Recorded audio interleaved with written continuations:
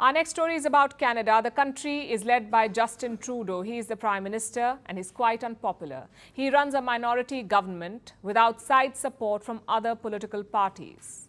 But if we were to hold elections today in Canada, he would be out.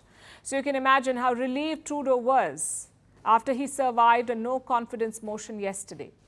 Canada's main opposition party is gunning for him, but Justin Trudeau has managed to stay afloat, for now anyway. It's a story of desperation, defiance, and good old political opportunism. Our next report has the details. Mr. Poilievre, seconded by Mr. Nader, moved that the House has no confidence in the Prime Minister and in the government. Yeas pour 120, 120. Nays contre 211, 211. Je déclare la motion rejetée.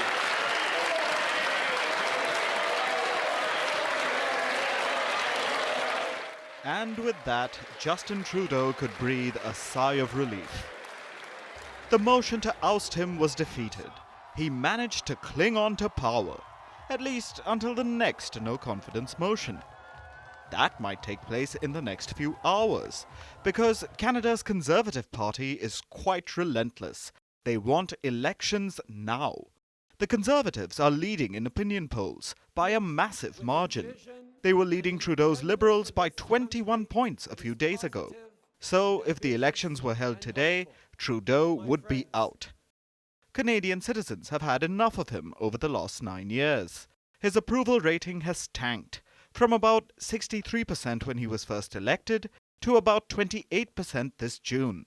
His party was polling even lower, at about 22% this month. This explains the slew of no-confidence motions lined up by Canada's Conservatives. But these motions are unlikely to succeed. The best chance for the Conservatives to win power would likely come in October. That's the official deadline for Trudeau to hold elections. And he's desperate to stay on until then.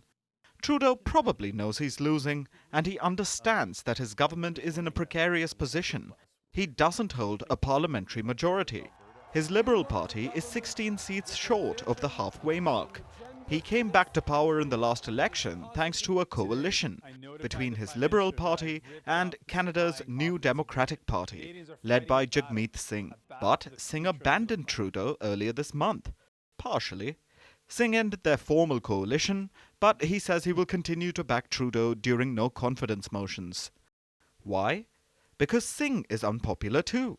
If an election were held today, Jagmeet Singh's New Democratic Party would probably end up in the opposition.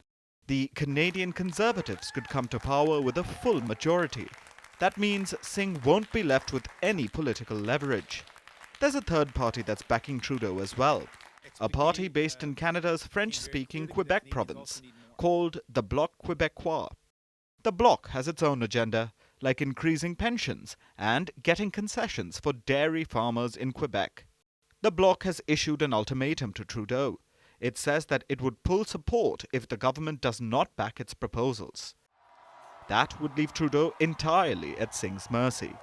As you can see, Trudeau is desperate to survive. The smaller parties are keen to extract their pound of flesh, and the whole lot seem to be defying the will of the Canadian people.